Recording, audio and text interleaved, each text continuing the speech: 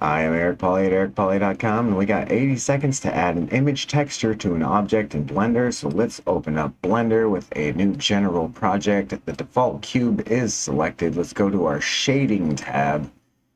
This is a node-based system. I'm going to hit Shift A to add a new, and we want to go to texture and multiple images. It'll automatically open up the file menu to create and add a new image. This is the one I'm going to select. Nothing has happened yet because we need to connect the color to the base color.